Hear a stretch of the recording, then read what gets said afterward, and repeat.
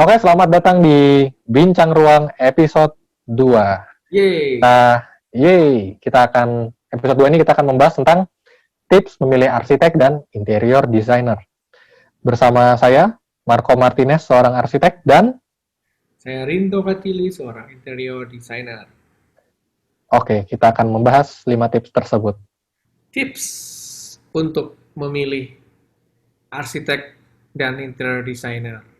Oke, tips ya. Buat para klien yang pengen merancang rumah, tempat tinggal, atau kantor, dan masih mungkin bingung supaya tidak salah pilih atau tidak eh, dan lain-lain. Jadi kita mungkin mau memberikan tips menurut pengalaman kita sendiri dan apa yang kita belajar. Ya, Sehingga klien pun bisa tidak kecewa ya, memilih dengan tepat arsitek dan interior designernya yang bisa mendesain uh, proyeknya, baik itu rumah ataupun bangunan lain. Seperti itu. ya. Jadi fokusnya mungkin untuk bisa membantu Klien. orang awam juga ya calon-calon klien yang ingin menggunakan jasa arsitek dan interior designer. Tujuannya seperti itu. Sebelumnya mungkin thank you dulu untuk yang sudah meluangkan waktu untuk menonton episode 1 kita. Yoi. Jadi sebenarnya kita nih membuat ini secara spontan ya sebenarnya. Ya. Dan kita terus mengevaluasi juga supaya konten yang kita bagikan tetap bisa terus berkualitas dan bisa mengedukasi kita semua ya tentang arsitektur dan interior designer. Betul. Sebenarnya mungkin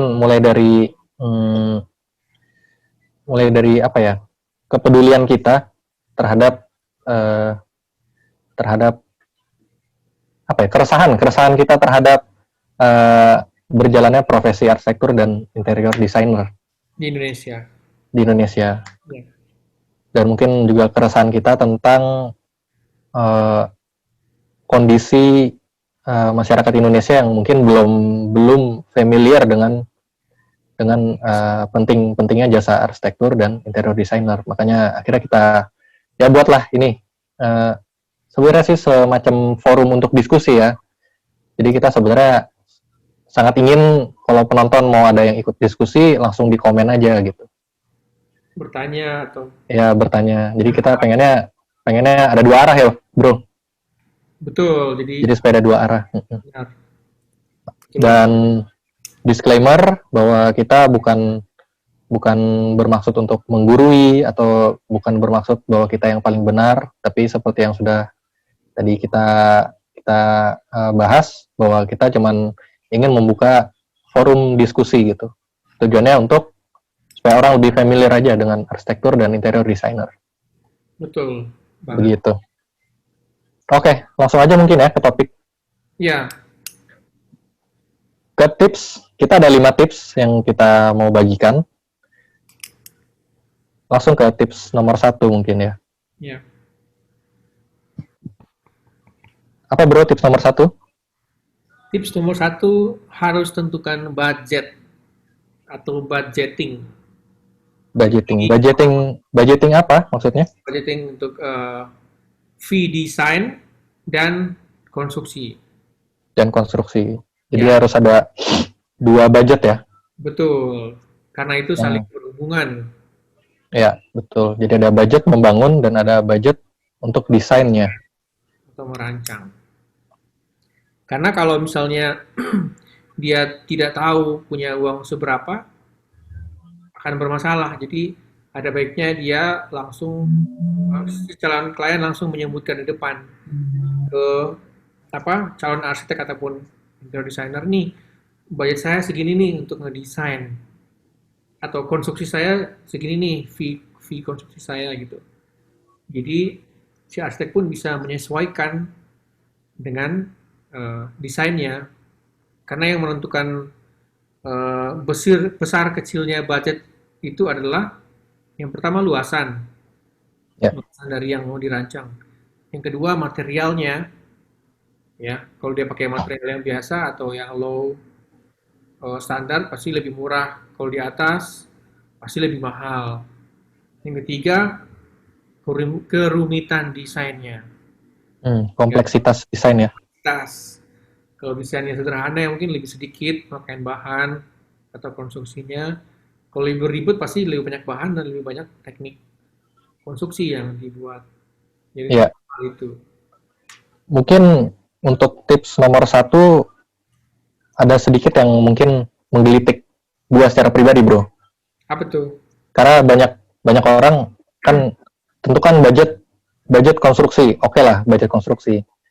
Tapi ketika disebut budget untuk desain, nah itu orang merasa ada yang mungkin banyak yang merasa apa perlu sih ada budget untuk ngedesain? Apa nggak cukup konstruksi aja? Konstruksi kan ya udah gue ada duitnya, gue bisa bangun. Kenapa gue perlu menyisihkan dan berapa banyak yang perlu gue sisihkan untuk desain? Dan apakah perlu sebenarnya? Ya, kalau dari pengalaman saya sih perlu. Karena memang sekarang kalau kita mau untuk mendapatkan hasil yang baik, pasti ada perancangan dulu dalam bentuk gambar kan. Hmm, Dan semuanya dirancang di depan dari misalnya layout bangunan, fasad bangunan ya, interiornya, dalamnya, termasuk juga struktur mungkin pondasi. Jadi semua itu dalam bentuk gambar rancangan. Jadi kalau misalnya kita salah merancang, ya rancangan kita akan gagal kan? ya, atau budget konstruksinya membengkak ya. Pasti, dan itu akan menyebabkan kerugian yang sangat besar. Jadi memang ada beberapa orang yang langsung bangun. Saya juga bingung bisa gimana kalau tanpa gambar ataupun apa tidak dirancang dengan matang, pasti ada banyak kesalahan yang terjadi baik secara struktur ya, berbahaya buat keamanan penghuni, Ya. juga kesalahan desain, misalnya ruang tamunya kebesaran, toiletnya kekecilan, Hmm, kamarnya kekecilan, nggak masuk apa bednya seperti itu. Jadi ada banyak hal yang mungkin bisa membuang biaya dengan material dan lain-lain. ya. Itu dengan ada Dan perancangan khusus buat mengoptimalkan desainnya, space-nya seperti itu, sehingga ruangnya ya. ruangnya sehingga bisa didapat budget yang ideal. Ya. Hmm, Kalau di perancangan dulu kita bisa utak-atik kan. ya, betul. Atik kalau udah dibangun, wah itu biaya semua tuh, bongkar, Ya, betul. tukang, biaya tukang dan lain seperti itu. Mungkin ada ada beberapa istilah mungkin yang orang mungkin belum familiar ya. Ya. Mungkin ada sering disebut desain arsitektur, desain interior interior. Hmm. Terus tapi ketika kita membahas tentang desain arsitektur dan desain interior, seringkali juga disebut adalah perancangan atau merancang. Merancang. Nah, kadang orang mungkin lebih lebih familiar dengan istilah desain tapi tidak familiar dengan istilah merancang. Padahal sebenarnya mendesain arsitektur dan mendesain interior itu sebenarnya adalah bentuk perancangan ya. Betul. Jadi merancang dan merencanakan. Ada Ya. dua, merancang dan merencanakan ya. Hmm. Eh, apa sih? Jadi mungkin kalau kita berbicara tentang desain, orang mungkin ngerasanya kayak yaudah desain doang, gambar doang gitu kan. Orang masih belum menghargai. Tapi ketika kita kan membicarakan tentang sebuah proses konstruksi membangun ya. Betul. Dan konstruksi membangun sebuah bangunan itu adalah sebuah proses yang kompleks. Ada banyak pihak yang bersangkutan di sana Ya. dan uh, itu suatu hal yang kompleks lah. Betul. Makanya di situ pentingnya adanya proses perencanaan yang baik dan benar sebelum kita memulai proses konstruksi gitu. Betul. Ya, jadi sebenarnya desain arsitektur dan desain interior bukan hanya desain gambar yang indah atau Ya. mungkin orang lebih familiar dengan gambar yang indah. Wah, desainnya bagus ya gitu. Ya. Enggak, sebenarnya enggak juga. Jadi di dalam desain itu ada juga elemen perencanaannya gitu. Betul. Nah, ini mungkin yang uh, orang mungkin belum familiar, tapi gue akan mencoba menjelaskan dengan perumpamaan yang mungkin orang bisa lebih relate ya. Ya. Mungkin di episode 1 gua udah coba jelaskan seperti ini, gua akan coba jelaskan lagi dengan lebih baik. Jadi bayangkan lu mau merencanakan liburan ke Eropa, Ya. oke? Lu sebenarnya bisa dua, lu bisa langsung jalan aja ke Eropa, atau lu bisa merencanakan dulu supaya sebelum lu berangkat ke Eropa, lu udah tahu budget lu sekian itu tercapai dan experience yang mau lu capai itu bisa tercapai dengan perencanaan yang baik. Benar. Misalnya lu udah siapin budget untuk liburan ke Eropa, berapa ya liburan ke Eropa? Mungkin 30 juta ya. Ya, 30 sampai 50. Oke, gue punya budget nih 30 juta, gue mau liburan ke Eropa. Nah, tentu lu mau supaya 30 juta ini teralokasikan dengan baik, supaya liburan lu selama di Eropa itu berjalan dengan baik, Ya. tidak melebihi budget lu 30 juta, yang pertama. Dan yang kedua adalah supaya experience yang lu dapat selama lu di Eropa itu sesuai dengan keinginan lu. Karena keinginan masing-masing orang kan beda-beda. Ada yang mau mungkin liburannya lebih banyak ke kota, ada mungkin yang liburannya pengen lebih banyak adventure, ke alam, atau mungkin ada yang lebih ke uh, wisata arsitektur, atau mungkin merasakan lifestyle kehidupan malamnya. Kan beda-beda experience yang mau dicapai. Benar. Jadi 30 juta itu bisa dialokasikan beda-beda nih ke masing-masing orang. Benar. Benar, Bang. Nah, jadi apa fungsinya perencanaan? Yang pertama adalah, oke, 30 juta, gue di Eropa mau seminggu. Oke, hari pertama gue mau ke sini, budgetnya adalah sekian, akomodasi di Eropanya sekian, tiket masuknya sekian.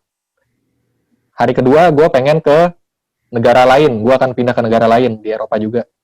Oke, gue harus melewati imigrasi atau apa dan lain-lain. Itu lu rencanakan dengan baik. Oh, jadi hari pertama gue akan spend segini, hari kedua gue akan spend segini, untuk akomodasi dari tempat A ke B akan segini, dan itu rinci selama 10 hari atau 1 minggu, itu rinci per harinya. Jadi budget lu 30 juta, itu nggak bengkak. Itu pertama, fungsinya perencanaan yang baik, supaya 30 jutanya tercapai. Nah, yang kedua adalah supaya experience-nya sesuai dengan yang lu mau. Lu mau experience yang apa nih? Oh, gue mau experience yang adventurous. Oke, kalau gitu mulai tuh nanti kita tentukan. Oke, berarti kita ke Eropanya, tujuan wisatanya adalah A, B, C, D, E, F, G, supaya experience yang mau lu capai itu tercapai dengan baik dan dengan budget yang sesuai. Nah, apa sambungannya dengan desain arsitektur dan interior? Ya sama seperti itu. Jadi ketika lu punya budget 1M, lu mau bangun bangunan dengan budget lu 1M. Tentunya lu mau direncanakan dengan baik supaya 1M itu tercapai, ya bro. Betul. Jadi supaya tidak membengkak. Perencanaan yang baik itu gimana sih? Apakah hanya berupa gambar yang indah atau apa? Enggak. Sebenarnya justru dengan lu membuat meng-hire desain arsitektur dan desain interior, itu hasilnya bukan cuman gambar yang indah untuk lu pandangi dan wah bagus ya. Enggak, tapi hasilnya adalah ada juga namanya gambar kerja. Ya. Jadi di gambar kerja itu udah tergambar semua, bangunan lu belum jadi, tapi di situ udah tergambar secara detail, dan itulah perencanaannya. Dari gambar yang detail itu baru bisa terhitung budgetnya karena sudah detail. Oh, oke, kusennya adalah ini, kacanya luasan kacanya berapa, lantainya, materialnya apa, di dapur materialnya apa, di living room materialnya apa, itu beda, itu udah tergambar dan udah tercatat, Detail ya. terencana dengan baik. Benar. Jadi budget lu 1M itu langsung terhitung dengan jelas dengan adanya gambar kerja. Betul. Bukan cuman gambar yang indah dan lu pandang-pandangi indah, wah indah. Enggak seperti itu.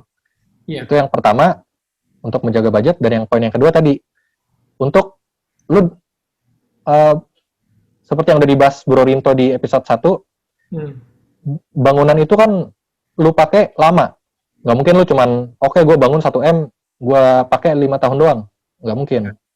Pasti minimal 10 tahun lu pakai, 20 tahun lu pakai. Selama 20 tahun itu pasti lu mau bangunan lu memberikan experience yang sesuai dengan yang lu mau. Iya. benar kan? Dengan perencanaan yang baik, seperti yang tadi gue bilang, itu akan lu akan mendapatkan experience yang lu mau di bangunan yang lu bangun itu selama let's say 20 tahun lu pakai. Karena kalau lu nggak rencanakan dengan baik dan lu langsung main tembak, lu langsung pergi ke Eropa. Oke, nggak pakai rencana, gue langsung pergi ke Eropa. Nanti pasti ada aja yang salah dan nggak sesuai dengan experience lu gitu. Experience yang lu mau. Benar. Dan itu lu pakai 20 tahun gitu. Kalau lu ke Eropa mungkin lu cuma seminggu. Ah ya udah seminggu selesai, experience-nya nggak sesuai ya udah. Life goes on. Tapi kalau bangunan lu pakai 20 tahun, experience-nya nggak sesuai yang lu mau, nah lu mau ngomong apa 20 tahun? Mau bangun lagi? Ya bisa aja gitu. Cuman ya. iya, mungkin itu makanya pentingnya ada proses merancang atau proses mendesain sebelum lu membangun. Makanya tadi ada dua ya, Bro. Benar. Budget konstruksi dan ada budget desain. Betul. Mungkin untuk lebih detail, mungkin banyak yang belum familiar, berapa sih sebenarnya budget mendesain itu? Secara persen kali ya, persen dari budget konstruksi. Kalau budget konstruksi mungkin orang ngerti, tapi berapa persennya sih dari konstruksi itu budget desain?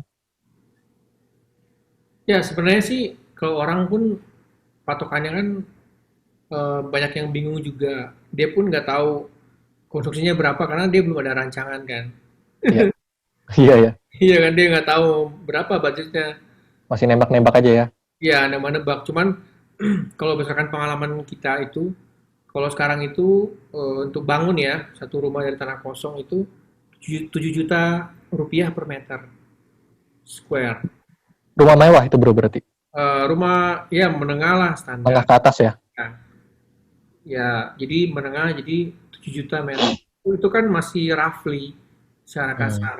Jadi bisa bisa ketahuan lah apa range-nya. Misalnya bangunannya 1000 meter square gitu kan. Tinggal dikali 7 ya, 7 juta per meter ya. 7 baik itu luas bangunannya misalnya kan. 2 lantai kali 2 seperti itu. Hmm. Nah, itu kan baru arsitektural ya. Karena dia dari Ya. pondasi, struktur dan lain-lain. Itu budget membangun ya berarti ya bro, 7 juta per Ya, meter ya. baru bangun. Baru bangun fisik bangunannya. Oke. Belum kan interior desainnya lagi. Seperti kan pasti Hmm. beda lah itu. Oke. Nah, jadi budgetnya seperti itu. Nah, untuk fee desain pun dari itu kan ada beberapa patokan ya. Ada yang ngikutin dari kalau arsitek kan apa EI, IAI. Ya. ada berapa persen dan lain. Itu kalau di tabel honorariumnya itu sekitar 4% sampai 8%. Ya, tergantung bangunannya ada publik dan lain-lain. Tergantung bangunan. Komersial. Tergantung klasifikasi bangunan dan tergantung mungkin itu bukan patokan pasti, bukan peraturan yang pasti. Jadi makanya ada range 4 sampai 8 tergantung kompleksitas bangunan dan tergantung pengalaman si arsiteknya gitu. Ya, mungkin juga banyak kliennya, aduh, ogah lah malas ya untuk patokan itu. Bisa Ya. juga, ada juga yang langsung tanya ke arsitek ya. Kalau rata-rata yang kebanyakan di Indonesia itu fee-nya itu sekitar 2,5 sampai ke atas lah ya. Oke. Yang udah cukup apa pengalaman ya. Terus lima Ya. puluh ribu maksudnya ke Ya. atas gitu. Bisa ada Itu yang desain ya. desain aja 1 juta atau sampai 2 juta terserah itu mah tergantung Ya. apa taste mereka. Jadi biasanya sih 250 ribu ke atas. Nah selebihnya mau nego itu silakan kan. Ya. Ke arsitek ataupun desainernya. Cuman itulah standar yang mungkin berlaku rata-rata di Indonesia. Ya. Dan mungkin harga itu juga Fair ya. tergantung dari ya tadi yang pengalaman si arsitek atau pengalaman interior desainernya gitu ya. Jam terbang betul. Ya jam terbang. Mungkin yang udah berpengalaman 20 tahun berpraktek sebagai arsitek, harganya tentu beda yang baru memulai 5 tahun sebagai arsitek. Karena Ya. pengalaman kan nggak bisa dibeli dengan duit kan, tapi waktu ya. Ya, Dan kerja keras pasti hasilnya lebih baik, lebih matang, lebih unik dan lain-lain seperti itu. betul. Jadi tinggal kitanya aja yang memilih yang sesuai dengan yang kita butuhkan ya, gitu ya, Bro. Ya, Dengan budget kita tadi itu. benar-benar. Jadi sebenarnya budget desain itu ya tadi sekitar 5%, 4% sampai 8% itu ya kalau arsitek dari harga membangun. Betul. Itu harga rata-rata lah ya. Konstruksi ya. Ya, harga rata 4% sampai 8% dari harga konstruksi. Jadi itu kan sebenarnya jumlah yang relatif kecil ya. Ya, Kalau dibandingkan dengan resiko kegagalan atau resiko penambahan biaya ketika perencanaannya tidak baik atau salah ya, benar. atau salah. Ketika perencanaannya tidak baik, mungkin kalau lagi apes-apesnya penambahan biayanya bisa 30% kali ya, Bro. Nyampe ya? Ya, pernah benar. Dan mungkin ini banyak orang yang merasa sayang duitnya di perancangan ya. Ya, Experience di klien, aduh sayang banget ya eh, perancangannya itu apa duitnya ke desain gitu. Jadi emang seperti itulah prosesnya kan. Ada juga yang seperti tadi kita sempat discuss yang design and build, yang apa desainnya di free kan ya. ya itu ada juga tuh. Mungkin kita bahas di poin 4 kali ya, Bro. Boleh, boleh. Itu nanti poin 4 Ya, ya. nanti kita bahas di poin 4, itu menarik juga tuh. Oh, iya, iya. Ya, jadi Budget itulah ya, cukup lah ya. ya, ya, Tentukan ya oke. budget. Jadi sebenarnya intinya mahal atau enggaknya ya tergantung perspektif kita melihatnya, tapi ketika kita tahu bahwa ada resiko penambahan biaya sampai 30%, menurut gua pribadi sih Rugi. lu spend lebih baik lu spend di 5% untuk biaya perencanaan supaya lu meminimalisir peluang pembengkakan biaya konstruksi sampai 30% itu gitu. Berarti kan lu udah hemat 25% kan sebenarnya. Ya bener ya, Bro. Kalau orang yang berpikir secara smart ya kayak gitulah Ya, cara berpikirnya. ya, betul. Tentukan Dan budget. ya kayak yang tadi experience lu 20 tahun selama tinggal di bangunan itu berapa sih yang bisa value gitu? Hanya dengan 5% saja. Iya, karena benar tentukan budget. Jadi kita Ya, tentukan budget dulu, sanggup apa tidak gitu kan. Kalau belum ya, sanggup ya nabung dulu mendingan. nabung dulu. Nabung dulu buat biaya konstruksi dan lain. Ya, Kayaknya ada juga yang apa? Yang dia desainnya wah mewah banget, mahal tapi budgetnya cuma segitu. Akhirnya nggak kebangun juga. ya betul. Nabung lagi Disesuaikan ya. Sesuaikan ya, Bro. harus real gitu. Disesuaikan dulu kalau masih kurang ya mendingan tabung dulu. Ya, betul. Dan juga dari tabungan yang udah kita tabung ya, coba aja sisihkan 5% buat kalau bisa ada biaya untuk perencanaan ya, seperti itu ya, Bro. Benar, kalau nggak dirancang ya menjadi apa rumah itu? Ya, supaya Kira ya, tabungan yang udah kita tabung itu nggak terbuang sia-sia betul. untuk biaya-biaya yang tidak terduga itulah, Benar-benar. gitu ya. Iya. Oke, perlu ada yang dibahas lagi untuk tips nomor 1 ini? Itulah kita ke next tips. Oke, next tips apa, Bro? Taste design.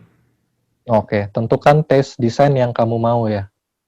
Betul, yang sesuai dengan experience atau passion dari si arsitek ataupun interior designer. Jadi Hmm, si klien tuh harus melihat dulu portofolionya. Kalau perlu dia bisa apa ngobrol-ngobrol, bisa talk ya, dengan arsiteknya ya bisa lewat apa telepon atau video call apapun itu eh, tesnya cocok nggak gitu kan. hmm, Jangan si kliennya pengen yang klasik tapi ternyata arsiteknya itu belum pernah bersentuhan dengan desain gaya klasik. klasik. Masih Ya, dia bisa. Ya kan betul, jadi betul. apa, cobaan kan. Jadi itu sangat penting untuk bisa mengetahui tes desainnya sesuai dengan arsitek yang akan Di dia hire ya. Atau interior designer yang mau di hire juga ya. yang akan dia hire. Ya, karena eh, taste itu kan mungkin subjektif ya. Ya dan pribadi. Jadi pribadi masing-masing orang mungkin berbeda, dan arsitek ataupun interior designer juga mungkin punya taste-nya sendiri. Betul. Eh, sebisa mungkin cari yang cocok dengan taste pribadi kamu, taste pribadi lu yang cocok dengan taste si arsiteknya atau interior desainnya. Iya, gitu. bener banget. supaya supaya hasil rancangannya bisa sesuai yang kamu mau ya. Ya, kalau enggak ya susah, banyak revisi lah dan ketidakpuasan akhirnya putus kerjasamanya, Ya betul. saling mengecewakan, menghabiskan waktu Ya, aja kayak gitu. dan mungkin sebenarnya taste itu juga mungkin berkaitan dengan budget juga ya. Pasti, kalau Beda beda style desain itu beda membangunnya juga mungkin. bener, kalau klasik kan pasti ada banyak prinsip-prinsip desain klasik kan, Ya, banyak mungkin lebih panel-panel, ornamen, jadi lebih mahal mungkin kayak ya. juga marmer apa granit pasti lebih mahal. Ya, betul. Dibandingkan yang modern atau yang simplicity. Ya, jadi penting juga untuk kita bisa tentukan taste desainnya seperti apa untuk memilih arsitek atau interior designer Betul. begitu. Apalagi bro yang mungkin perlu dibahas nih di poin tips 2 ini. Eh, ya paling tes juga berhubungan dengan budget benar. Kalau kita siap tes, kita juga harus siap budget. Ya, Ya kita harus sebagai klien kita harus tahu diri juga. Jangan ya, budgetnya apa kecil, tesnya desainnya tinggi ya nggak akan bisa. Cuman ya, ya, betul. gambar aja nggak bisa terbangun. Ya, Kalau mau nabung dulu silakan kayak gitu. mungkin kalau yang simple-simple dengan desain yang minimalis atau yang sederhana, itu mungkin kalau gua taruh di 4 juta per meter, masuk nggak ya bro? Ya masuk. Untuk Masuk ya? ini Indonesia apa arsitektur ya? Ya yang kayak rumah satu lantai gitu ya. Dengan desain yang mungkin sebutannya eh, minimalis ya, minimalis. Itu mungkin gue nggak tahu sih, tapi sepengalaman gue 4 juta per meter tuh masih masuk Sih masuk. ngebangun ya, biaya konstruksi. Ya yang penting campuran apa semennya itu tidak berubah. Kan ada juga orang yang bisa tricky kan. Ya, Ya dia, oh bisa masuk masuk. Tapi ternyata pondasinya nggak aman gitu kan. ya strukturnya ya. Campuran semennya 1:5 PS, 1 banding berapa gitu kan. Akhirnya kan Hmm, bangunannya nggak tahan lama. ya, ya, Banyak sih kayak gitu sih. Terus juga biasa ya itu kan harus kejujuran gitu kan dari seorang ya, yang membangun misalnya kontraktor dalam hal ini. ya, kontraktor atau tukangnya ya, Ya harus cari yang benar jujur yang bertanggung yang jawab. jujur. Dengan biaya sekian apa yang didapat gitu ya. Ya kan kita nggak tahu kan makanya kalau hire arsitek atau interior designer itu mereka bisa mengawasi kan. Ya betul, mengawasi dan udah ada hitam di atas putihnya karena berupa gambar kerja. Di gambar kerja kan udah bunyi nih Ya, spek-speknya gitu. Jadi udah terkunci materialnya adalah ini gitu ya. iya Nggak benar. bisa dimain-mainin lagi. Kalau dimainin ya berarti budget berubah, lebih murah, Ya, mahal kayak gitu. Makanya itu kan banyak hal yang terlewatkan oleh klien yang nggak tahu kan, karena hal teknis itu kan. ya. Sepengalaman gue yang banyak dimainin tuh mungkin karena yang main tembak-tembak aja bro. Bener, tembak harga. Eh, Kang, saya mau bangun nih. Kira-kira berapa ya Kang biayanya? Dia nggak hitung. Belum ada gambar, belum ada apa, tapi udah bisa ngeluarin harga kan gitu Karena biasanya. dia kaget ya, pas, oh kok harga material tinggi ya. Ya, Makanya kan kayak gitu, jadi menyusahkan semua pihak kan. ya betul. Jadi Oke. teknis. Oke, Soalnya mungkin balik lagi ke poin 2 ya. Karena beda taste itu beda harga biaya konstruksi juga gitu. pasti. Beda harga juga. Jadi itu penting untuk bisa menentukan juga taste yang kita mau seperti apa. Dan itu jadi berpengaruh juga dengan budget kita juga seperti itu. Benar. Dan tes juga pengaruh terhadap fee design ya. Kalau mau tes klasik, nggak mungkin dia bayarnya rendah karena namanya aja kalau mendesain klasik kan pasti susah kan, Hmm. ya kan?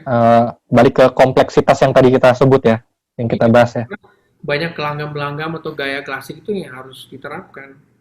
Ya, Ya, ada plafon, ada architrave-nya, ada cornice, ada panel dinding, terus ada apa plinth, ya kan? ya betul. Di bangunan fasad dia harus ada apa entablatur ya, terus pedimen gitu kan. Ada betul, betul. yang apa, Yorick, Dionik, Korintian, lain-lain kan. Jadi Mhm. itu kan prinsipal klasik.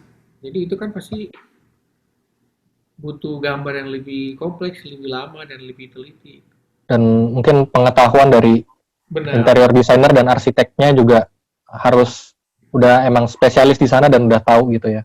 betul. Seperti yang tadi Bro Rinto eh, sebut-sebutkan tadi gitu. Iya, Jadi tes yang kamu mau juga harus sesuai dengan arsitek dan interiornya gitu ya, kemampuan pasti. kemampuannya. Karena beda spesialis, pengetahuannya juga beda, dan output desain atau perencanaan yang dihasilkan juga nanti pasti akan berbeda gitu. Pasti. Ya, Makanya yang paling utama sih lihat portofolionya dulu. ya lihat portofolio untuk sesuai nggak dengan tes yang lu Ya, mau gitu ya. kalau sesuai ya boleh di apa dihubungi. Enggak ya cari yang lain seperti itu. Iya, betul. Oke, ada lagi yang perlu dibahas di poin 2? Cukup sih. Cukup ya. Kita pindah ke poin tips ketiga. Pilih arsitek atau interior yang kamu merasa cocok. Mirip-mirip ya, tapi agak beda, agak beda. Ya, tadi kan taste output Taste ya, ya. Kalau ini kan komunikasi antar manusia. komunikasi. Betul. Ini penting juga nih. Penting. Gimana bro? Mau lu dulu? Iya, kalau Ngomong? menurut saya sih penting. Kita mungkin kalau misalnya dia bisa lihat video-videonya di YouTube atau apa, misalnya si arsitek atau desainer sudah terkenal ya, terus mungkin dia bisa hubungi lewat WA atau bisa wawancara via apa video call kan bisa ketahuan enak nggak diajak komunikasi. Karena Ya, itu penting karena kalau kita nggak komunikasi dengan baik, ya adanya bisa susah berantem, salah paham dan lain-lain.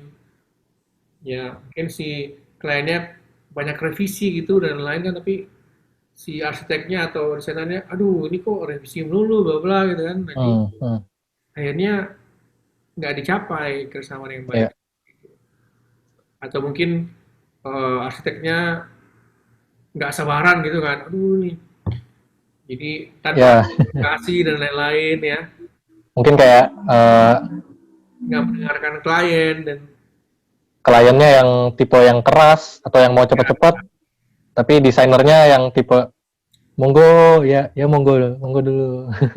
ya Ya, maksudnya ya, geh. kecocokan tuh penting gitu jadi Ya, harus cocok ya. ya misalnya enak bisa kerjasama seperti itu jadi karena kan Betul. proses perancang kan bisa cukup lama dan juga si arsitek ataupun desainer akan mengawasi saat pembangunan kan, Ya, betul. Eh, kayak gitu. ada lagi bro? Kalau nggak ada, gue pengen tambahin juga bro. Ya, silakan. Karena eh, kecocokan itu penting dalam hal komunikasi ya, karena desain arsitektur dan desain interior tuh mungkin masuk klasifikasinya adalah jasa konsultasi ya, Ya, konsultan. dan konsultan maksudnya. Dan ya namanya konsultan tentu erat kaitannya dengan komunikasi. Komunikasi. Ya komunikasi itu menjadi sangat penting, dan itu adalah suatu bentuk eh, apa ya, bukan bekerja, tapi bentuk kolaborasi sebenarnya, lebih ke kolaborasi, bahwa bahwa klien dan si arsitek atau interior ini ingin berkolaborasi untuk menghasilkan satu hal atau satu tujuan yang sama gitu ya. Dan disitulah makanya pentingnya eh, kecocokan itu dalam hal komunikasi. Karena kalau nggak cocok, komunikasinya berantakan, itu nanti bisa bisa Gagal. proses perencanaannya tidak baik, atau mungkin nanti ketika konstruksinya juga banyak slack juga gitu. Ya. Makanya pentingnya kecocokan adalah di sana. Dan poin yang kedua adalah karena kolaborasi antara si mungkin kita sebutnya klien atau owner ya, kolaborasi antara owner dan si desainer ini uh, akan berjalan lama gitu, berjalan lama karena ya namanya kita membangun bangunan gitu, nggak mungkin dalam satu malam seperti Candi Prambanan selesai kan. Oke, selesai, kolaborasi kita selesai sampai sini, terima kasih ya Pak, ya terima kasih Pak, selesai satu malam, nggak mungkin kan ya, Oh, pasti itu. jadi perumahan saya baru tahu dalam semalam dibangun ya. Legendanya kan begitu bro, legendanya. Ya. Oke. Maksudnya proses perencanaan sendiri itu bisa lama loh, bisa mungkin Berbulan-bulan. gantung sih ya, bisa 3 bulan, 6 bulan ya bro. Ya, Mungkin ada yang bisa sampai setahun juga gitu. Tergantung proyeknya sih, besar kecil proyeknya. Ya lu bayangin aja kalau lu misalnya nggak cocok, lu komunikasi sama orang yang lu nggak cocok selama 1 tahun atau selama 6 bulan, itu ya kan jadi agak nggak enak ya. Mungkin ada hal-hal yang tidak tersampaikan atau ada hal-hal yang miskomunikasi. Itu baru perencanaannya aja, belum lu ngebangunnya. Ngebangun sekecil-kecilnya bangunan berapa sih? Paling secepat-cepatnya 3 bulan kali ya bro, 4 bulan. iya, jadi penting banget. Jadi kalau misalnya si klien pengen, aduh gue kayaknya pengen ubah ini deh. Si asli, jangan lah itu nggak sesuai dengan apa yang saya desain gitu. Nah, itu susah kayak gitu kan. Jadi Ya, akhirnya terus kliennya itu kan yang punya duit saya gitu ya. Saya kan analisa, nah jadi adanya nanti putus kerjasamanya gitu. ya betul. Pentingnya itu kecocokan ya, komunikasi. Dan mungkin mindsetnya adalah kolaborasi gitu. Ya, kolaborasi. Kolaborasi. Mindsetnya kolaborasi. Jadi emang, oke, ini adalah partner gua yang gua berkolaborasi untuk menciptakan sebuah bangunan yang gua pengen. Supaya terjalin komunikasi yang juga baik dengan desainernya gitu ya. Bener banget. Karena karena banyak juga yang mindsetnya adalah uh, master dan servant gitu ya. Apa ya? Iya. Tuan dan pelayan gitu. Itu juga nggak baik juga sebenarnya secara komunikasi jadinya. Jadi sebenarnya ya tujuannya klien maunya apa, si arsitek di sana itu mewadahi, ya. Ya, Tapi dia kan memberikan ilmunya dia kan. Karena kan klien pasti mau ini itu, tapi klien kan nggak punya spesifik skill di bidang perancangan. Nah, itu udah kasih tahu, oh ini nggak bisa mentok teknis, oh desainnya nggak oke kayak gini. Jadi itu pentingnya si apa arsitek atau interior designer ya. Klien pun nggak boleh ngomongnya kan yang punya duit saya gitu kan. Nah, saya dong, ini saya ubah ini. Ya pasti sih ya, asli bilang ya Bu, kalau gini-gini saya nggak akan bertanggung jawab ya. Ini di luar ranah saya karena ini menurut saya secara teknis itu tidak benar perancangan seperti itu. Kan banyak betul. seperti itu. Makanya saat dia gunakan profesional itu kan butuh kan, Ya, kebutuhan gitu kan. butuh masukan ya. Butuh masukan. Jadi Betul. kalian juga harus tahu posisinya sebagai apa sebagai klien. Begitu juga arsitek posisinya sebagai apa. Betul. Jadi emang sebenarnya kan di hire untuk memberikan konsultasi Konsultasi, atau solusi. betul masukan. Jadi ya pasti eh, arsitek ataupun interior designer yang baik tentunya akan memberikan konsultasi dan masukan yang sebenarnya menguntungkan bagi ownernya gitu. Betul. Walaupun ownernya mungkin tidak menyadari, tapi Iya, sebenarnya itu apa ya? Arsitek dan interior designer tuh pasti selalu ada di pihak owner gitu dan akan memberi konsultasi dan masukan yang akan menguntungkan ownernya sebenarnya. benar, Ya, yeah, bro. benar banget. Makanya ya itu harus apa ya? Harus harus tahu posisi masing-masing. Ya, dan ya itulah pentingnya kecocokan itu ya, bro. Benar.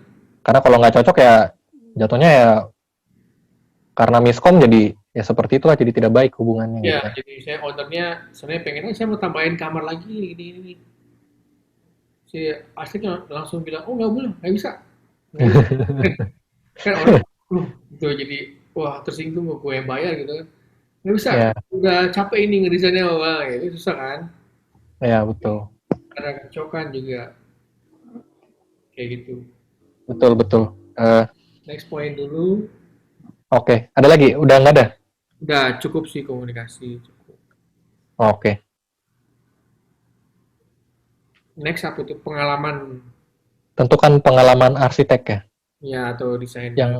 yang yang sesuai dengan budget ya Ya, sebenarnya. desainnya, pengalaman proyeknya. Jadi jadi apa si klien itu harus mengetahui juga proyek apa sih yang udah dikerjakan oleh si Oleh desainer ini. ya, Ya, jadi oh dia udah banyak nih portofolio tentang apa perumahan, residensial hmm, gitu kan. Oh, oh, dia juga ternyata banyak mendesain office building, hmm, perkantoran gitu, interior. Kayak gitu. Oh, dia di apa? mixed use building, komersial, mall, dan lain kayak gitu. Oh, desain hotel. Jadi kita juga harus tahu hal kayak gitu dari Ya, kliennya, pengalamannya. Misalnya mengerjakan apa proyek yang bergengsi atau apa proyek pemerintah atau proyek mercusuar itu kan penting hmm, penting buat klien untuk bisa apa memanfaatkan pengalaman betul. dia. Jadi paling nggak eh, udah harus tahu nih portofolio si desainernya seperti apa ya. Betul. Dan ada banyak hal sih yang perlu dipertimbangkan ketika melihat portofolio si arsitek atau interior desainernya itu. Yang pertama tadi ya, apa sudah berapa lama mungkin pengalamannya, Hmm, dan kalaupun sudah lama, desain apa saja, bangunan apa saja, atau fungsi bangunan apa saja yang sudah pernah didesain. Karena kan tiap-tiap bangunan mungkin beda dan pengalamannya juga jadi berbeda dong. pasti Ada yang mungkin sudah ahli mendesain office, benar. tapi belum berpengalaman mendesain rumah misalnya, Betul, betul. atau sebaliknya ada yang berpengalaman mendesain rumah tapi tidak berpengalaman mendesain office. Bukan berarti nggak bisa, bisa aja. Cuman itu jadi pertimbangan untuk memilih juga gitu ya. Iya, karena dengan pengalaman dia udah matang kan, nggak perlu lagi Ya, start dari awal nyari-nyari data dan lain-lain. Udah ya betul. otomatis apa tahu gitu.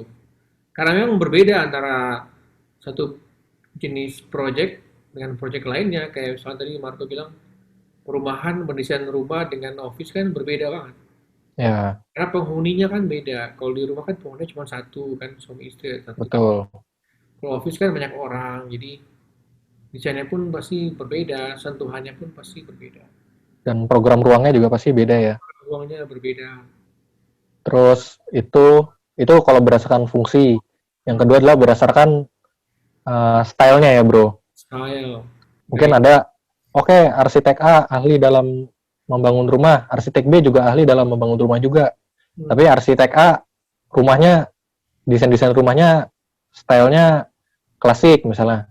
ya, Arsitek B style rumahnya modern minimalis. ya. Nah, itu juga mungkin jadi penentu juga walaupun sama-sama ahli dalam mendesain rumah misalnya. Tapi ya balik lagi ke poin yang tadi nomor 2 ya. Jadi tentukan juga apa pengalaman dalam taste stylenya itu yang sesuai dengan yang kamu mau. Benar. Karena itu penting kalau orang yang nggak, misalnya dia arsitek atau interior designer baru lulus, ya pasti dia pun masih lack of knowledge juga, lack of experience kan. Ya, Pasti kematangannya berbeda dengan yang udah ya betul, kerja bertahun-tahun, udah berpengalaman bertahun-tahun. betul. Dan mungkin yang eh, sub poin berikutnya adalah ngaruh ke budgetnya juga ya, Bro. Pasti, Ya, yang ya sebenarnya ya tergantung tergantung si owner atau kliennya ini. Karena yang pengalamannya udah 20 tahun, tentu pasti berbeda harganya dengan yang tadi ya. Misalnya yang fresh graduate, oh iya, baru ya, lulus. udah berbeda. Pengalamannya berbeda, karena pengalamannya berbeda tentu budget desainnya berbeda juga. Itu baru Seperti itu. lulus. Ya, eh, kita nggak bilang mana yang salah, mana yang benar. Kita cuman mau bilang aja yang tentukan yang sesuai aja dengan yang kamu butuhkan gitu ya, Bro. Iya, karena kan masih klien kan nggak mau untuk memberikan tanggung jawab kepada orang yang misalnya kurang pengalaman. Pasti Ya, betul. dia nggak mau untuk salah salah ini kan, salah salah jalan kan, bener nggak? Ya, ya, ya, Misalnya dia budgetnya banyak gitu kan, dia harus spend much money, masa perancangan dikasih ke yang baru pengalaman setahun atau baru fresh graduate kan nggak mungkin. ya, ya, ya, Dia kasih yang, karena kan itu kan resiko. ya. Ya, ada resikonya masing-masing lah ya, seperti itu ya. Begitu. Iya, pasti. Ya, Experience. Ada lagi nggak saya?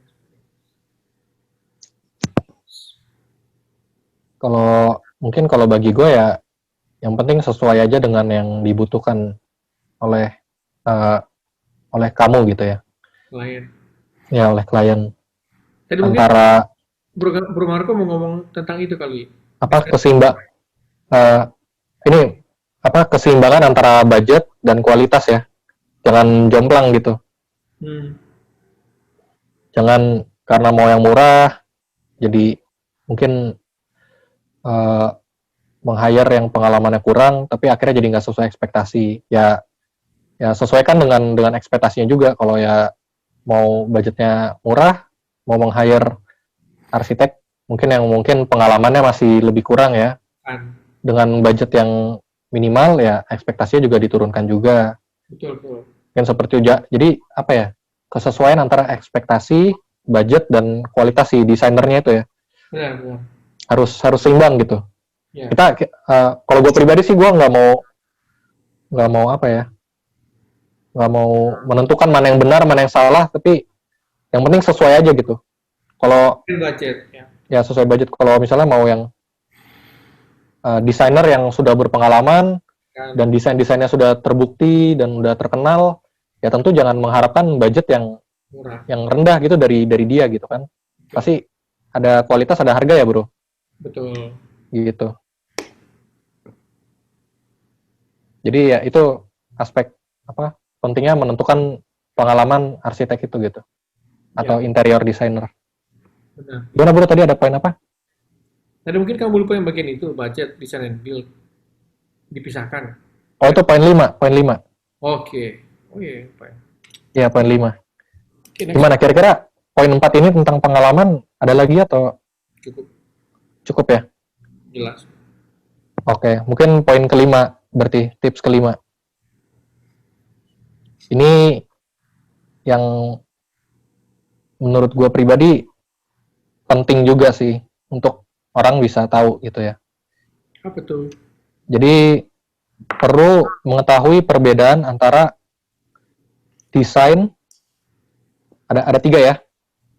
Perbedaan antara desain, build, dan yang ketiga adalah desain dan build digabung, gitu. Sebenarnya ini agak sensitif sebenarnya, tapi menurut gua perlu untuk dijelaskan supaya orang mungkin lebih mengerti ya. Kita nggak mau mengdiskreditkan siapa-siapa atau lahan pekerjaan orang lain, tapi poin yang pengen gue sampaikan adalah supaya orang juga lebih teredukasi tentang hal ini gitu, dan perbedaan-perbedaannya dan keuntungan atau mungkin resiko ketika menentukan itu gitu. Ya. Jadi penting untuk membedakan desainer pertama. Desainer itu apa sih? Ya tadi arsitek atau interior designer. Dia fokusnya hanya mendesain aja. Jadi mendesain itu dalam artian yang tadi sudah kita jelaskan juga. Mendesain itu ya kaitannya adalah merancang, merencanakan. Jadi dia hanya sebatas merencanakan. Oke, gua merencanakan bangunan lu begini, material lu begini. Ini gambar kerjanya. Gambar kerjanya tebel, 60 lembar. Itu udah ketulis semua rencana bangunannya sebelum lu ngebangun. Itu adalah desainer. Dia hanya sebatas merencanakan aja. Nanti ketika membangun, dia hanya mengawasi, tapi tidak terlibat secara langsung membangun. Dia mengawasi dalam artian bahwa yang sudah direncanakan dalam bentuk gambar ini terrealisasikan. Tapi yang membangun adalah pihak lain gitu. Kontraktor gitu. Itu desainer. Jadi desainer itu hanya desain dan perencanaan saja. Nah, kedua itu build. Build itu ya itu kontraktor ya, Bro. Sebatas membangun juga.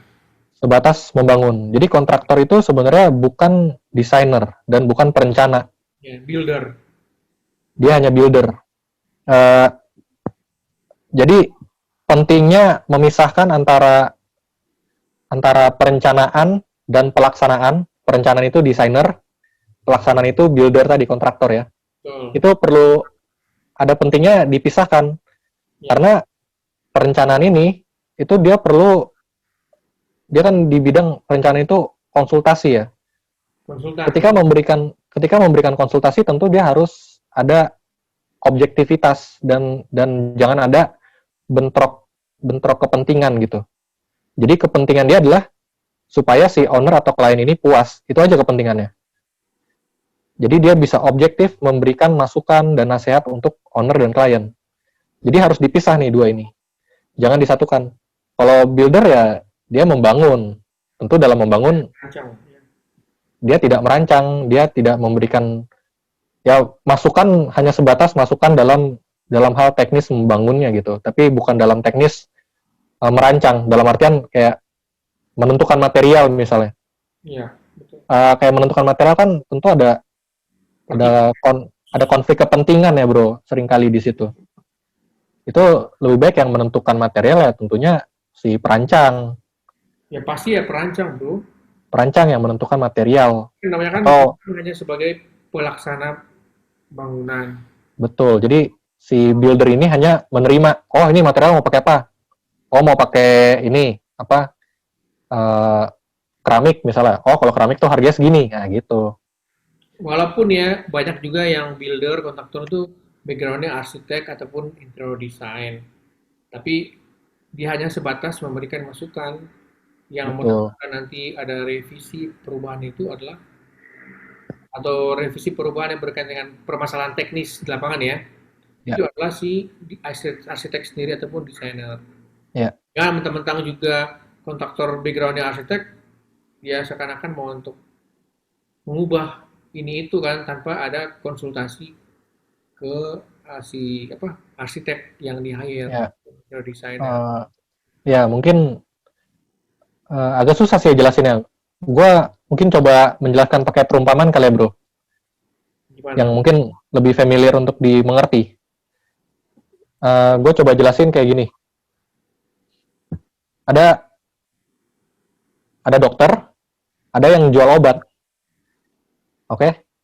Jadi si dokter ini nggak boleh ikutan jual obat gitu.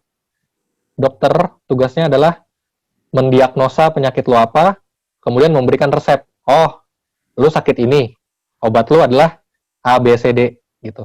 Dan dia harus objektif kan, ketika dia menulis resep itu. Uh, dia bukan penjual obat soalnya, jadi dia objektif. Nggak ada kepentingan untuk menjual obat. Ya, Ngerti ya? Yang jual obat beda lagi. Yang jual obat itu menerima resep dari dokter. protek Oh, resep dari dokter ini, oke obatnya ini gue jual ke lu nih obatnya, gitu. Jadi nggak ada konflik interest nih antara si dokter dan penjual obat. Gitu, ngerti ya? Kalau misalnya digabung nih, si dokter ini adalah penjual obat juga misalnya. Ini tanpa, apa ya, ini cuma perumpamaan aja ya, perumpamaan untuk gue menjelaskan lebih baik. Ketika si dokter ini juga adalah sebagai penjual obat, ketika lu berkonsultasi dengan dia ada kepentingan untuk menjual obatnya kan jadinya. ya. Jadi ketika, oh dok saya sakitnya ini. Nah dia mau memberikan sehat atau masukan atau diagnosa yang objektif, jadi gue nggak bilang dia jahat, tapi apa ya, ada godaan untuk dia ngejual obatnya juga kan jadinya. Ada konflik kepentingan juga. Jadi ketika dia memberikan konsultasi atau resep obat juga jadinya apakah benar nih obat yang dia kasih itu obat yang sesuai dengan penyakit elu atau itu obat yang emang dia jual supaya dia dapat keuntungan juga dari obat itu gitu. Ngerti ya maksudnya ya? Ya, makanya harus jelas batasan ruang pekerjaannya. Ya, jadi ya itu makanya ya tadi si dokter ini maksudnya adalah si desainer ya, perencana. Jadi dia hanya untuk mendiagnosa, oh masa lalu lu apa? Oke, masa lalu ini, gua kasih resep. Resepnya itu dalam bentuk desain kan, Hmm. apa perencanaan. Nah, oke, sebatas itu. Habis itu baru ada si kontraktor. Kontraktor ya tinggal dikasih resepnya ini nih. Ya udah dia bangun sesuai resep yang dikasih Ya, si pasti nanti ya begitu ya kira-kira. ada masalah teknis pastilah misalnya. Oh ternyata dinding ini dalamnya ada struktur gitu kan. Jadi kan harus Ya, desainnya oleh si desainer atau arsitek kan. Pasti ya RAB pun berubah juga gitu. betul. Ya tentu kontraktor juga sebenarnya mereka ahli juga ya bro. Pasti mereka ahli juga. Mereka ahli juga dan mungkin kadang-kadang Sipil. eh, apa ya, hubungan antara kontraktor dan desainer itu adalah hubungan koordinasi, tapi tidak ada hubungan apa ya, Konflik. hubungan mencari keuntungan di sana nggak ada gitu baiknya. Jadi Ya, sebatas sama-sama punya keahlian kan. ya Di kontraktor punya keahlian builder, mungkin dia dari teknik sipil tentang konstruksi dan lain-lain ya. Begitu juga dengan arsitek ataupun desainer punya keahlian merancang. ya dan ada Harus ada kreatif, posisinya masing-masing ya, Bro. betul. Ada posisinya masing-masing. Nanti kan Dan akhirnya apa si si apa misalnya ada permasalahan di lapangan nih, kontraktor komunikasikan dengan si desainer, desainernya tinggal memikirkan, memberikan solusi, terus seek advice, mungkin konfirmasi ke owner ini mau gimana gini ini nih, ya gini gini biaya tambah, kalau gini gini ganti material gitu, oke nggak gitu. ya karena eh, ada juga hal-hal yang mungkin kontraktor lebih ahli karena kontraktor kan ahli lapangan ya, Bro. Betul, Teknis di lapangan dan kadang-kadang di lapangan ada masalah-masalah yang terjadi dan itu ranahnya kontraktor yang untuk betul. apa? Pak, di sini ada masalah nih di lapangan. Hmm, Ternyata di dalam tanah 2 meter ada batu gede gitu kan. ya. Ya itu gitu. Itu kontraktor ahli di lapangan gitu. Dan ya si desainer, arsitek dan interior designer ini ya dia hanya eh, merencanakan, mendesain dan merencanakan. Ya, tapi Ada porsinya masing-masing gitu ya.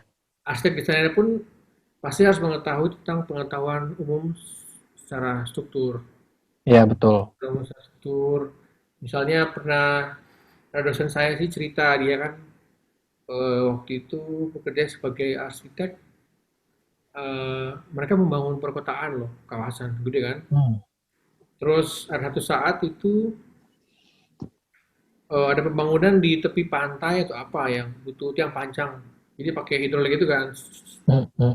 Jadi karena eh, si arsitek ini udah pengalaman dengan semua itu, dia udah tentukan, oh untuk mengukur tiang panjang ke bawah ini harus pakai apa? Yang sistem hidrolik itu apa? Paku bumi yang hidrolik itu ya. Oh, iya, iya. Kekuatan Yang pancang. Yang ya pancang. ya kekuatan segini dan diameter segini gitu. Hmm. Nah, si kontraktor ini nggak melakukan hal itu, mungkin karena Hmm. biaya atau cepat dia pakai yang tipe lebih kecil, Oh, kayak mini file gitu. nggak bisa tembus lah, tangannya keras gitu kan, Ya, ya. tangannya keras. Jadi dia bahkan lapor ke ini, ke arsiteknya, Pak ini nggak bisa Pak ininya Pak, nggak tembus-tembus ini tangannya keras banget gini-gini Pak, gimana Pak ya gini-gini. Nah saya nggak tahu dia emang nggak tahu atau motifnya apa. Hmm. Terus si arsiteknya bilang, saya udah sesuai belum dengan yang saya kasih datanya itu? Harus pakai yang diameter segini, yang apa paku buminya yang segini, yang hidrolik, maksudnya tipe inilah gitu. Oh Hmm. kita belum nggak pakai itu, kita pakai yang lebih kecil ya, pastilah. Nah coba pakai Hmm. sesuai dengan yang saya kasih tahu, karena dia eh, taruh itu dengan knowledge, bukan sembarang Ya, knowledge yang experience dia dengan hitungan semuanya, kayak gitu. Jadi akhirnya ya, bisa ya. beneran. Jadi sebenarnya arsitek pun harus punya pengetahuan struktur. Pengetahuan di situ juga ya. Teknis juga ya. Iya dong, jadi kalau nggak, karena kita nggak tahu juga, kontraktor juga kan pasti ada yang juga Ya, betul, betul. apa orang berpengalaman, ada yang sudah berpengalaman, atau ada yang nggak tahu, nggak ngerti, atau sengaja seperti itu. Ya, pada intinya sih sebenarnya berarti secara pengetahuan sebenarnya kontraktor juga punya pengetahuan yang mungkin mirip-mirip seperti desainer juga, dan desainer juga punya pengetahuan secara teknis yang mungkin mirip-mirip seperti kontraktor juga ya, Bro. Ya, sebenarnya sih Yang ya, agak beda karena kontraktor lebih banyak membangun. ya betul, hanya posisinya saja yang berbeda ya, Bro. Sebenarnya kalau ya kuliah pun beda. Kalau sebenarnya kontraktor yang benar kuliahnya pasti teknik sipil. Ya, ya, betul, betul. Kalau yang merancang pasti arsitek. Ya, kalau Ya, ya. senior ya.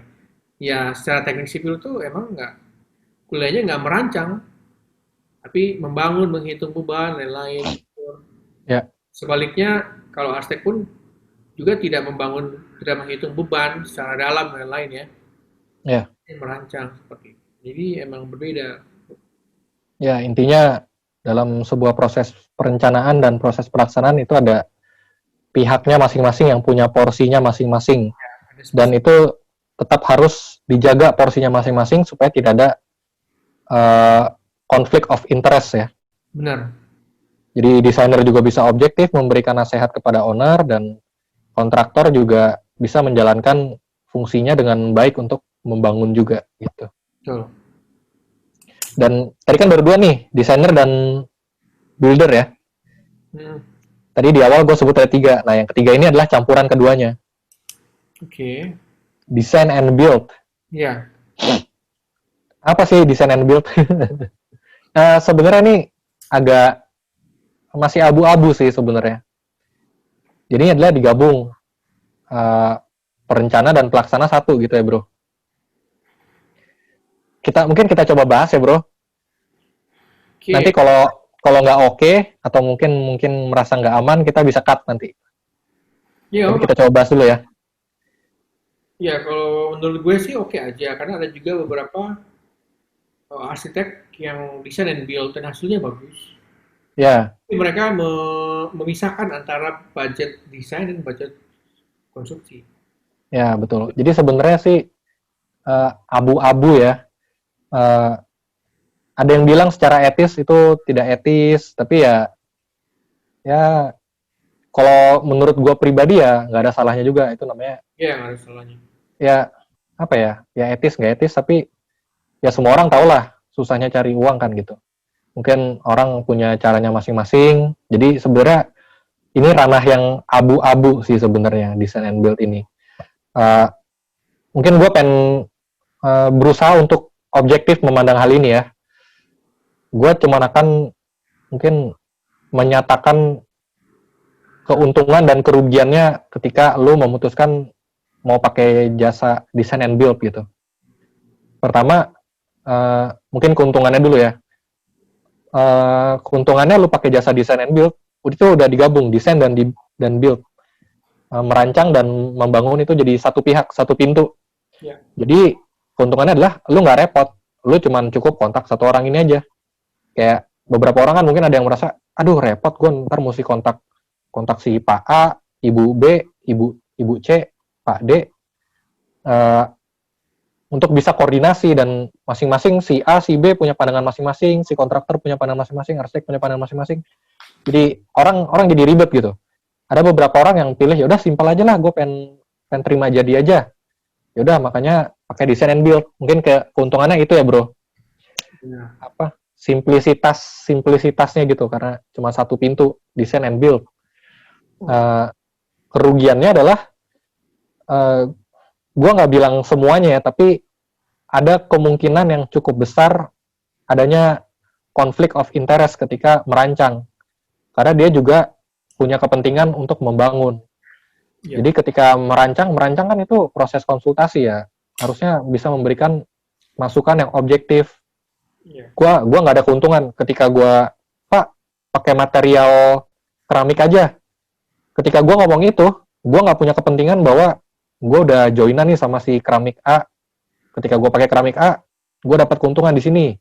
Ya. Jadi ketika gua ngomong itu harusnya gua objektif nih, gua nggak ada keuntungan di sana. Jadi gua murni ketika gua ngomong Pak pakai keramik A, itu murni adalah untuk keuntungan si ownernya gitu, bukan gue cari untung di sana.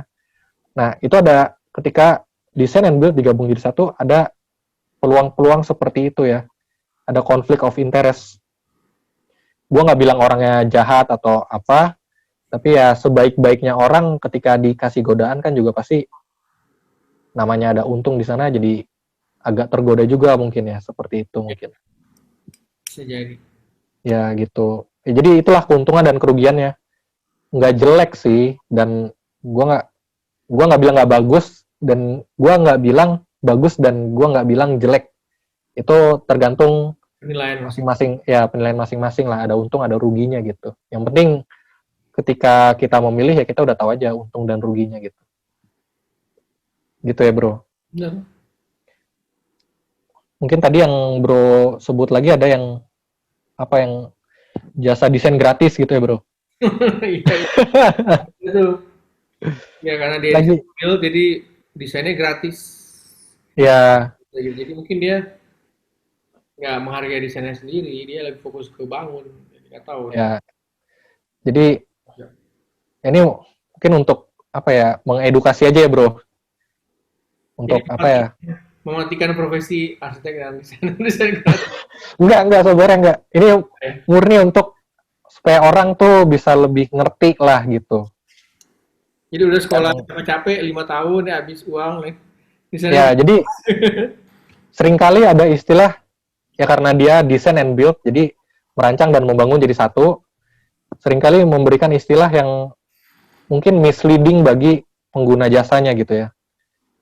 Adalah istilah eh, desain gratis, membangun bangun bayar. gratis, bangun bayar gitu. Eh,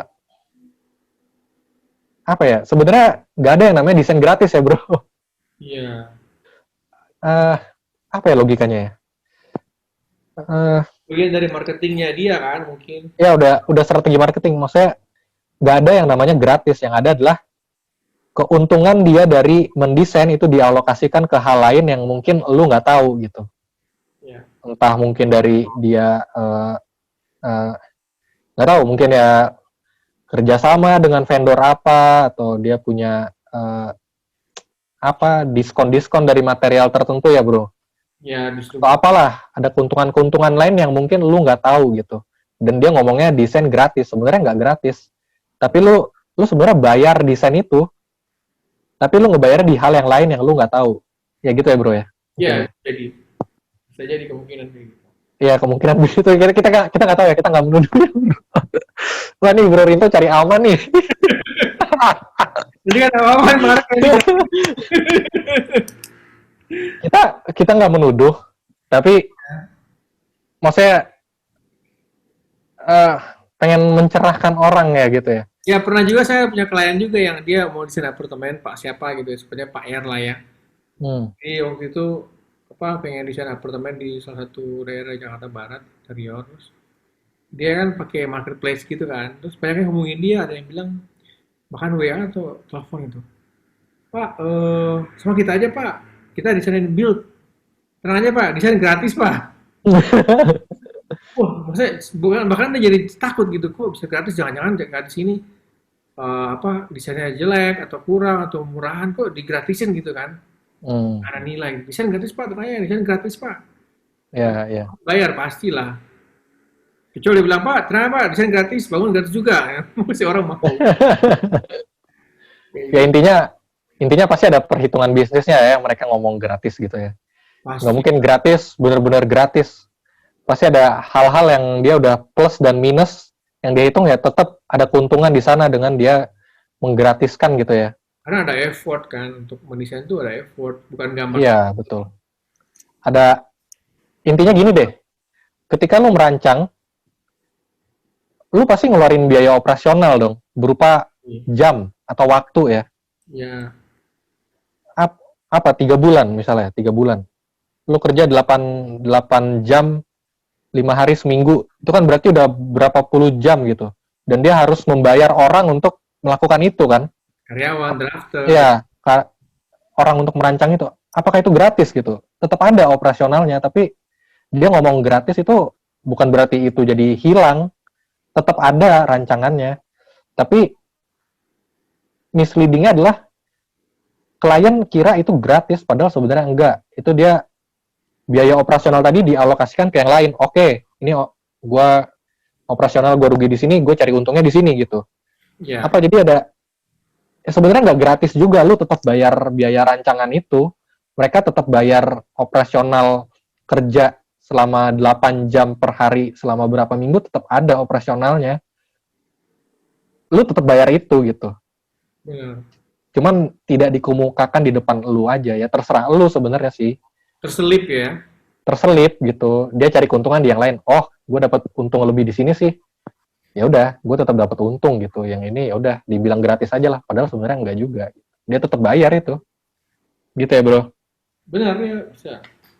Jadi apa? Ya itu kan jadi orang pada bingung. Berarti dia memang fokusnya dibangun, bukan di desain. Ya bukan di desain. Dan itu bisa jadi kalau dia fokusnya dibangun, nggak ada desain, hasilnya pun nggak optimal. Ya, Sebenarnya sekedar desain lah atau udah ada modul di. Karena kan atau ya ada ya konflik of interest ya. iya, Ya harusnya uh, pasiennya sakit hepatitis gitu. Tapi karena saya ada kepentingan untuk menjual obat DBD, saya bilang aja ini DBD gitu, supaya Nggak tahu. ya, ya itu perumpamaan ya. Makanya apa bingung juga kan. Di mana kan nggak ada desain gratis ya sebenarnya.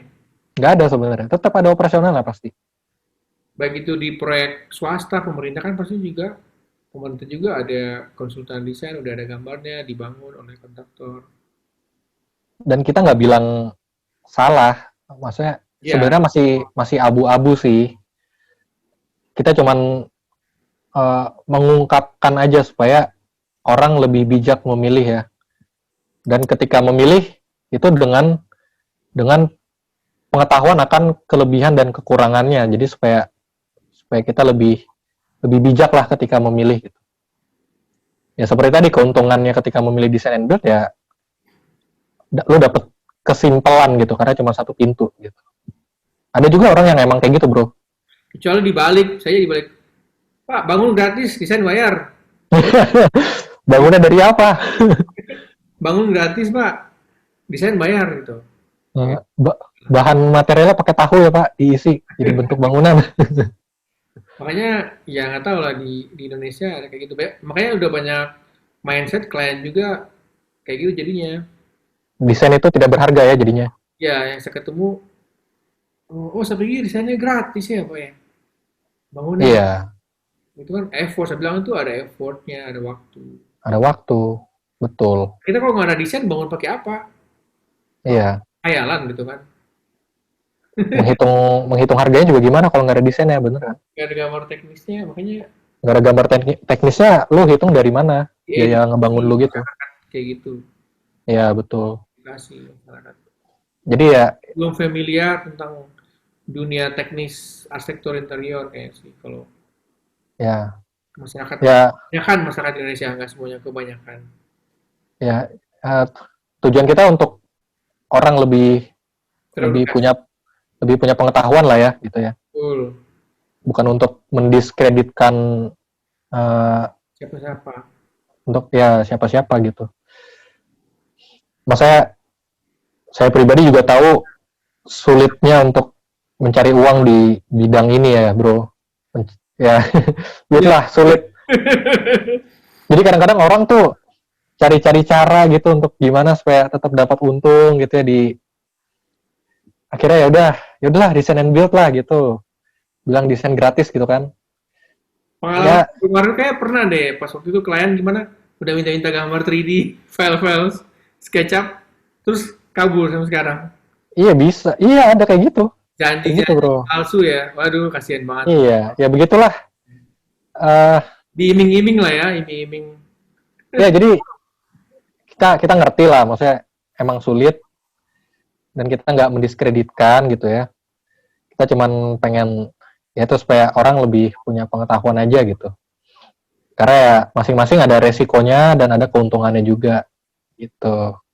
Yang penting yang penting apa ya mindset bahwa desain itu tidak ada harganya itu nggak benar gitu. Kita cuma pengen ngomong itu aja gitu. Tetap ada harganya walaupun dibilang gratis gitu. Ya bisa aja kalau kalau mereka nggak pakai desain sih bisa rumah-rumah kecil mungkin tinggal Ya ya bisa aja. cari tukang-tukang yang pengalaman ya. Oh di sini dapur, sini kamar mandi ya cuman gerakan-gerakan gitu aja dibangun bisa aja. Bisa aja. Tapi kan pasti nggak tepat sasaran dan itu ya mungkin proyek-proyek kayak kecil ya. Ya kalau proyek yang rumah-rumah udah gede-gede pasti butuh perancangan. Ya betul. Betul itu bro. Ya jadi gimana nih? Bro itu cari aman banget nih kayaknya nih. Emang, ya udah tahu dari awal sih bakal dicari nanti. Nggak lah, kita nggak melakukan apa kan. Yang Ya, ya, diwawancarain sama itu.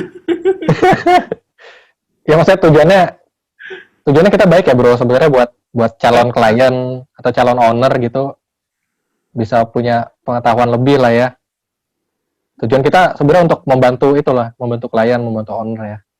Iya karena banyak pengalaman juga, owner juga ngerti, Pak, saya, saya nggak ngerti ini masalah gini gini gini ini, gimana ya harusnya gimana gitu gitu.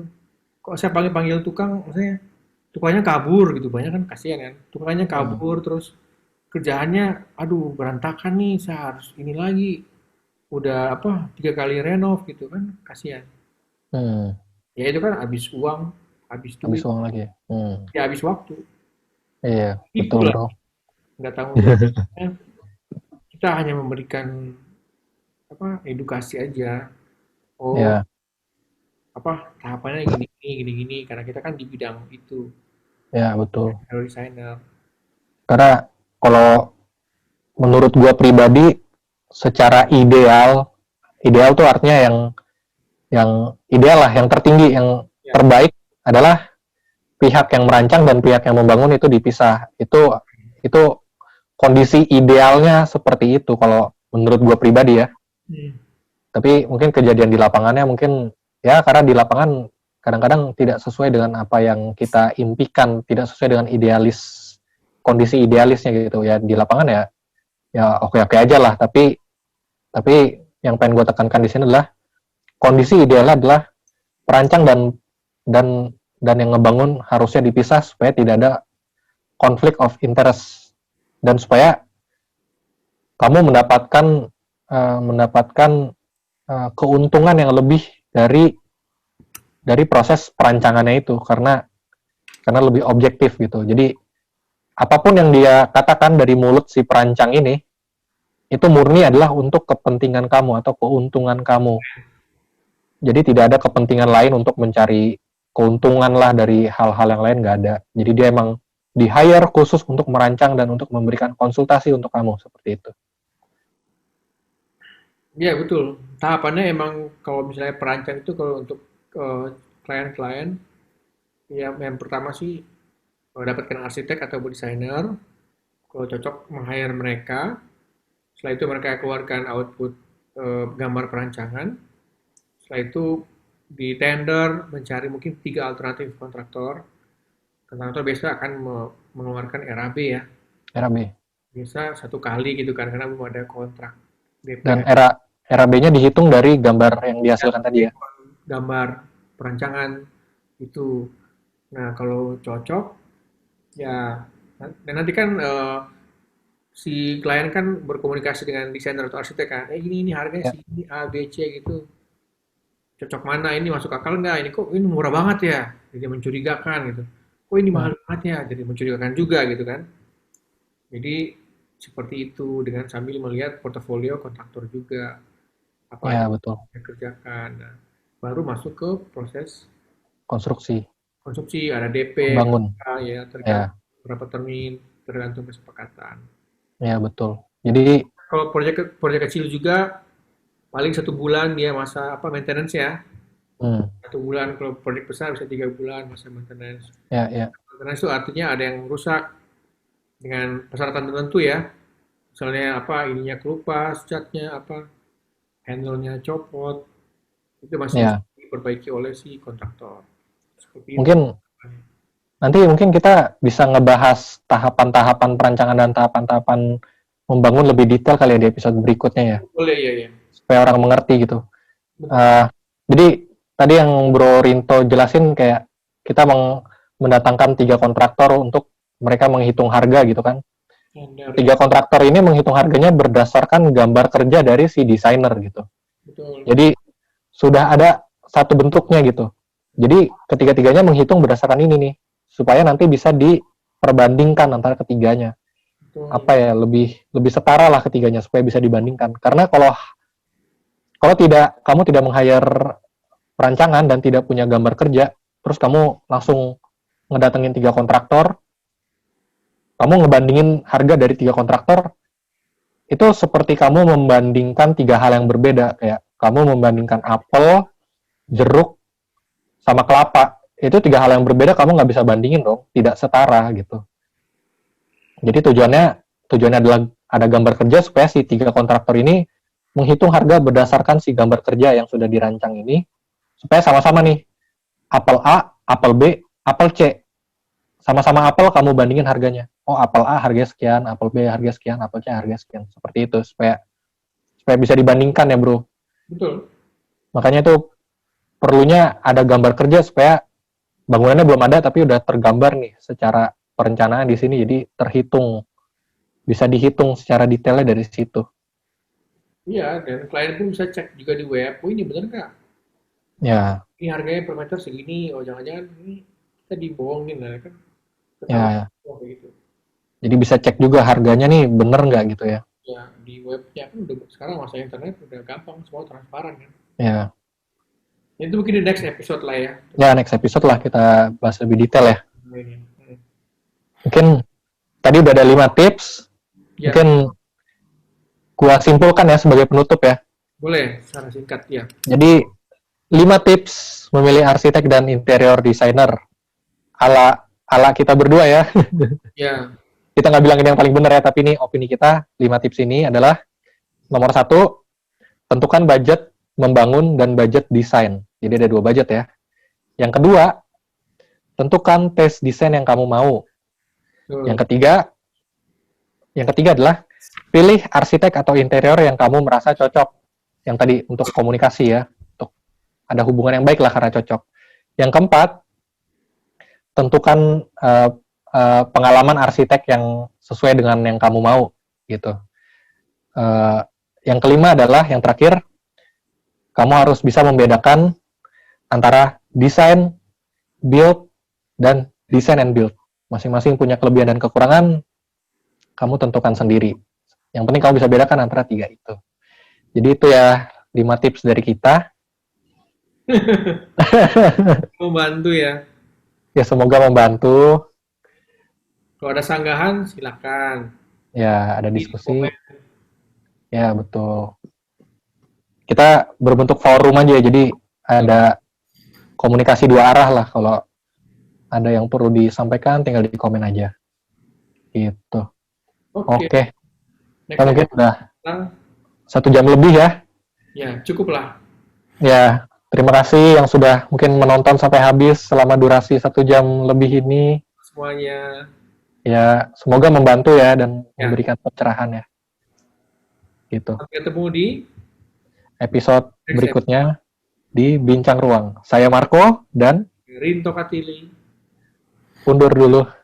Pamit. Terima kasih. Bye, God bless. Bye-bye.